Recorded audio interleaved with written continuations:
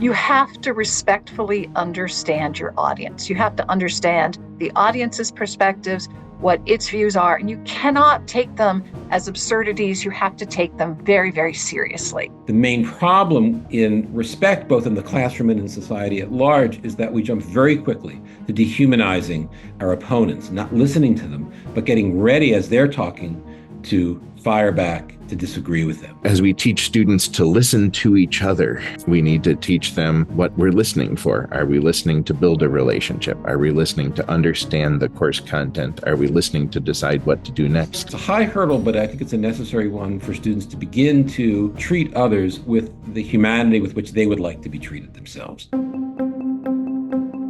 I plan activities that have multiple modalities for students to share so that they can kind of self-select in the way that feels comfortable. This can include journaling or written reflection or paired discussion. I ask students to reflect on their own class participation. I ask students to reflect on the ways not only that they spoke to me, but also the ways they interact with each other, the way they open up more participation and conversation with each other. I give people a lot of the basic tenets of what classical rhetorical theory is, but then ask them to problematize it, to really point out where it fails, because it's not taking into consideration different traditions, ethnicities, the customs of different peoples, the incredibly diverse perspectives. I tell them that ambivalence is a virtue, and that maintaining an ambivalent position helps them to understand that those who disagree with them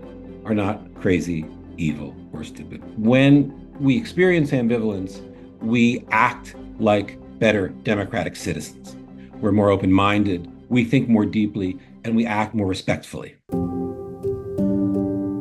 First, name like this is probably going to happen, and that is normal and that is okay. Make really explicit that disagreement that is respectful is actually a good thing. And then to distinguish what is okay from what is not okay and what we have agreed we are not going to do in kind of pre-established ground rules for our class. If we start to get a little heated, when students respond to somebody else, what I make them do before responding is that they have to repeat what the previous person said. What I try to do is take a side that someone holds and ask them to make the argument for the other side. That helps them to be able to identify the legitimate and reasonableness on each side, which I think is just absolutely crucial to respect both in the classroom and in society. When things get off track in my classroom, the most important way to pull students back together into a productive conversation is to ask them to recognize their own assumptions, their own presumptions, where they come from, and how that's feeding into the tension that we're feeling together. Sometimes emotions come into play.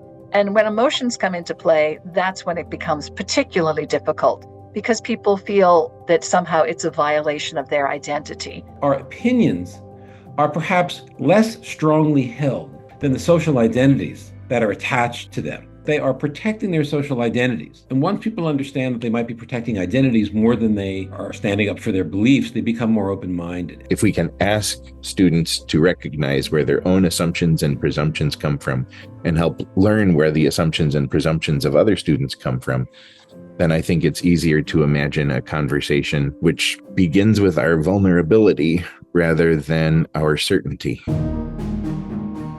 What I want them to learn about civic responsibility is that it's everybody's responsibility. I hope my students feel empowered to realize the changes they want to see in our communities, in our society, and in our world. The most important thing students can learn about civic responsibility is to recognize where they come from, where their neighbors come from, that there's value in both, and that the best contributions we can make together are as a team. One of the things that we're doing is getting students to recognize that they actually can make change, and then having reasonable goals and knowing what audience to bring things to is a great way to do that. And when we start strategizing together, we really can make change.